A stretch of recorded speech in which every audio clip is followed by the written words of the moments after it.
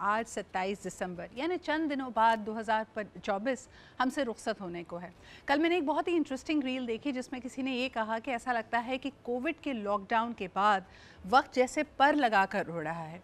कैसे 2020 से हम 2025 के दहाने पे आ गए हैं, ये 5 साल कहाँ गए हैं हमें इसका कुछ अंदाज़ा नहीं होता। लेकिन अगर तारीख़ की तरफ देखें और ख़ास तौर पे पाकिस्तान की सियासी तारीख़ की तरफ देखें तो गुज़िश्ता 2 दिहाइयाँ बहुत तेज़ी से चेंजेस आए हैं। हम लग रहा था कि जूझ रहे हैं टेररिज्म के एक वेव से, लेकिन साथ ही साथ पाकिस्तान के सियासी मंजरनामे पे एक और जंग हो रही थी, यानी द रेस्टोरेशन ऑफ डेमोक्रेसी की।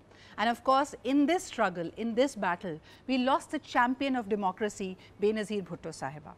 आज उनकी 70वीं बरसी है और लगता है कि 17 साल पहले का पाकिस्तान और आज के पाकिस्तान में बहुत बड़ी तब्दीली है। कई लोगों का मानना है कि 2 दफ़ा प्राइम मिनिस्टर बनने वाली बेनज़ीर भुट्टो साहिबा, जो कि मुस्लिम दुनिया की पहली मुंतखब वज़ीर आज़म थी, खातून वज़ीर आज़म, इसके अलावा इस वक्त वो पूरी तरह से तैयार थी दुनिया के नए चैलेंजेस को सामना करने के लिए। Not only was she a former prime minister of Pakistan, लेकिन एक मुफ़क्किर के रूप में और ख़ास तौर पे जो उनकी अपनी एक पॉलिटिकल आइडियोलॉजी थी, she lived for that and she presented her life for that. उनका ख्याल ये था कि जब भी अगर बात की जाए वेव ऑफ टेररिज्म की, शायद उनको डराया जा रहा है, पाकिस्तान के सियासी मंजरनामे से दूर रखा जा रहा है, पाकिस्तान को जमहूरियत से दूर रखा जा रहा है। लेकिन उनको ये यकीन था कि कोई भी मुस्लिम ग्रोह हो, एक मुस्लिम खातून जिसके छोटे छोटे बच्चे हों, उस पर हमला आवर नहीं होंगे। लेकिन इंतहाई सफाकी के साथ पहले उनको वाक़या कारसाज में निशाना बनाया गया और फिर 27 दिसंबर 17 साल कबल उनकी जान लियाकत बाग में ली गई। लियाकत बाग में शहीद होने वाली ये दूसरी फॉर्मर वज़ीर आज़म थी। इससे पहले अगर हम देखते हैं तो लियाकत अली ख़ान को भी इसी जगह पे गोली मारकर शहीद किया गया था। इसके रहस्य या इसके जो सीक्रेट्स हैं वो कभी भी अनरावल नहीं होंगे। मुख्तलिफ़ क़यासराइयाँ मौजूद हैं कि इसमें किसका हाथ हो सकता है। ज़्यादातर इल्ज़ाम इसमें टेररिस्ट और रेडिकलाइज आउटफिट्स पे जाता है। But let's pay a tribute to one of the finest statesmen that the world has produced, the former Prime Minister of Pakistan, Benazir Bhutto Shaheed Sahiba.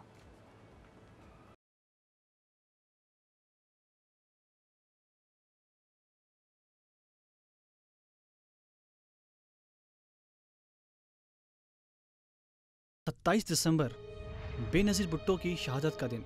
Benazir Bhutto 21 जून 1953 को कराची में पैदा हुई। वह साबिक वज़ीर आज़म जुल्फ़िकार अली भुट्टो की साहबजादी थी। हार्वर्ड और ऑक्सफोर्ड में तालीम हासिल करके उन्होंने अपनी जहानत और जमहूरियत के लिए अज़म को दुनिया के सामने पेश किया।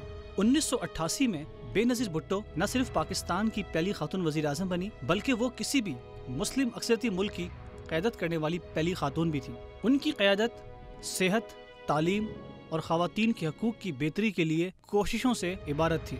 हालांकि इन्हें सियासी जलावतनी का भी सामना करना पड़ा। एक माँ के तौर पे बेनज़ीर भुट्टो ने अपने तीनों बच्चों की परवरिश और सियासी जद्दोजहद को साथ लेकर चलाया। गड़ी खुदा बख्श में मदफून बेनज़ीर आज भी जमहूरियत और इंसाफ के लिए जद्दोजहद करने वालों के लिए मशले राह हैं। उनका विजन आज भी लाखों लोगों को उम्मीद और बेहतर मुस्तकबिल के ख्वाब दिखाता है।